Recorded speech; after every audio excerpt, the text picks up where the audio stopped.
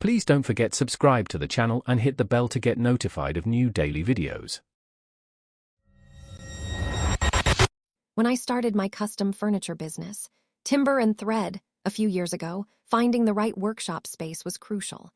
I stumbled upon what seemed like a perfect industrial unit, leased by a man named Barnaby Thorne. He was slick, always dressed sharply, and talked a big game about his property portfolio. The unit itself was ideal, spacious, and well-maintained.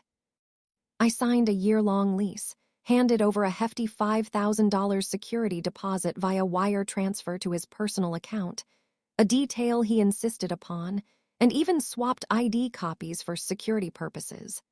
I was meticulous, always paying on time, keeping the space immaculate, and my business was finally taking off.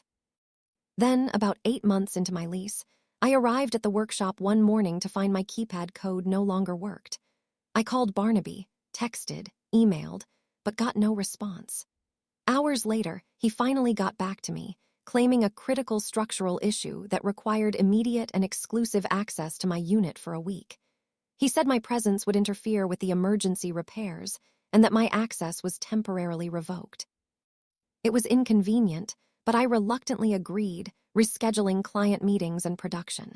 Except, a week later, I got a call from a friend in commercial real estate.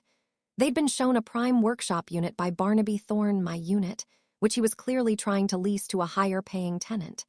There was no structural issue, just his greed. I was furious, but my lease was almost up, and I decided to focus on moving out. I spent days deep cleaning, polishing every surface, ensuring the space was pristine. I took hundreds of photos and videos, documenting every corner, every piece of equipment, every floor tile. Barnaby, predictably, tried to dodge the final walkthrough.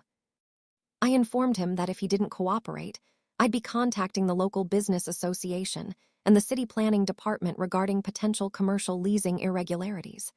That got his attention. He sent his young, inexperienced nephew, Trevor, a new real estate agent, to conduct the inspection. Trevor, clearly out of his depth, confirmed everything was spotless, even admiring my clean workbench. I handed over the keys and moved my operations to a new location. 2 months passed and no word about my $5,000 deposit. My calls and emails went ignored. Finally, Barnaby responded with an itemized invoice that made my blood boil. It was a ludicrous list of fabricated damages. Significant wear and tear on custom-built fixtures, my own workbench, which I removed. Heavy equipment scuffs on industrial flooring, non-existent. Damaged ventilation system, perfectly functional when I left, and excessive utility consumption. The total, exactly $5,000. He wasn't just trying to keep my deposit, he was actively trying to bankrupt my new business with his lies.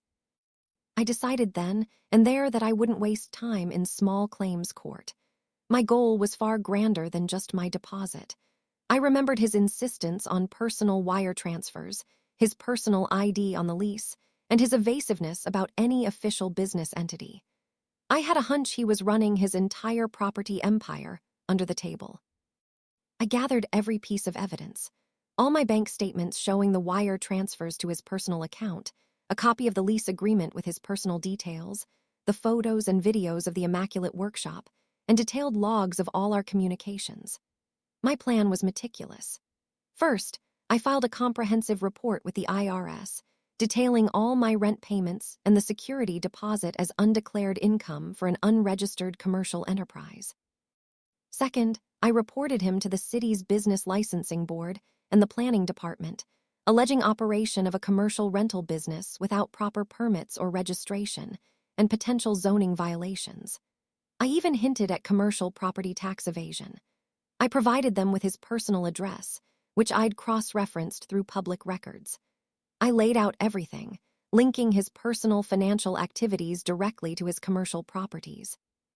The wheels of bureaucracy turn slowly, but they grind exceedingly fine. I didn't hear anything for a long time. But years later, a former client, knowing my story, mentioned something about Barnaby Thorne's empire collapsing. Intrigued, I did some digging. I paid for and downloaded public court records. The satisfaction I felt reading those documents was immense.